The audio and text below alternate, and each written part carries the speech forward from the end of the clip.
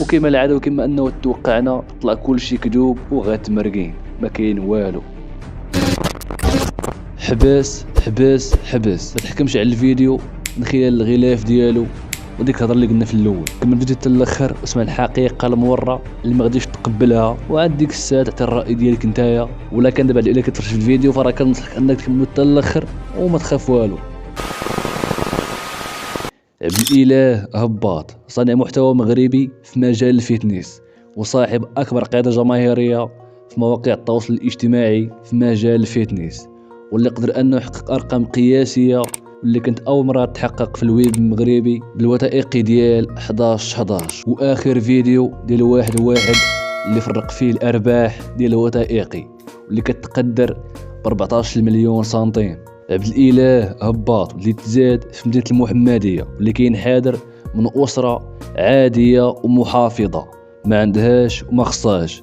عبد الاله هباط كان من صناع المحتوى اللي بداو ايام 2016 2017 واللي بدا انذاك بالتليفون ديال صاحبه زكريا واللي قدر انه يجمع به ازيد من 40k على اليوتيوب، وتم دار به اول اشهار ليه ديال الحوايج، ومن تما وهو باقي مستمر معانا ليومنا هذا. وكل عام كيزيد يطلع لبارا وسقف التحدي بالخدمه والتطبيق. وكما قال هو فرا من 2017 هو عام على عام كيتطور ومقاتل وكيتبدلوا فيه بزاف ديال الحوايج وبزاف ديال الامور، حيث انه في هاد العامين الاخر هادي بدا كيلوح فيديوهات بزاف على الفيسبوك وكيشارك فيها الحياه اليوميه ديالو هو. وهنايا وقع له واحد الفيك بيز حيث انه خرج منه باقل الاضرار وقدر انه يرجع الامور في الصالح ديالو، حيث انه رجع لنا بواحد الفيديو اللي واعر ديال بصح واللي هو الوثائقي 11/11 وعاود حياة الدومين ديال الفيتنس في المغرب. وهنايا عاد عرفوا بزاف ديال الناس المحتوى الاصلي اللي كان كيقدم عبد الاله هباط وعاد تعرفوا عليه مزيان. ودابا خاي اجي ندوي على 11/11 وعلى 1 اللي يلاه دازت ونعطيو الراي ديالنا فيها.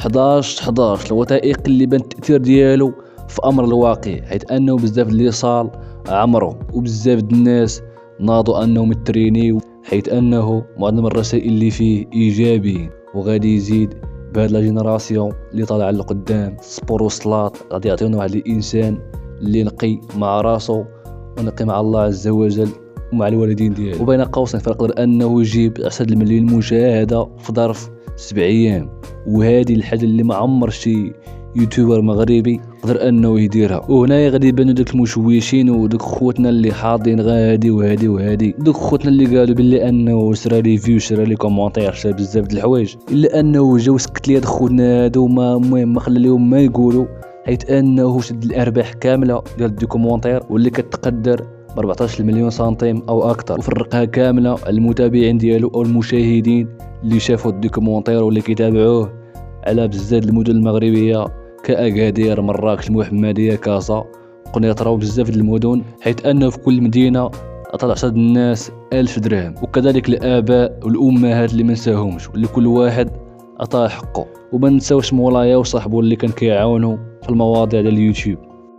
عبد الاله هباط دار واحد الحاجه اللي اول مره غدار في المغرب ومهم جديده في المغرب الدراري، واللي كنشوفوها غير في الخليج عند ابو فلا وعند المهم دوك خوتنا الاخرين، وفي امريكا كنشوفوها عند مستر بيست. ومهم فكنتمنوا انه هذا الشيء هذا يكون غير بدايه لشي حاجه اللي كبيره بزاف وان شاء الله اللي غتكون ان شاء الله في الويب المغربي. وهنا غادي نقول شكرا لاي واحد باقي كيتفرج حتى الثانيه هذه داك باقي كتفرج دابا حاليا.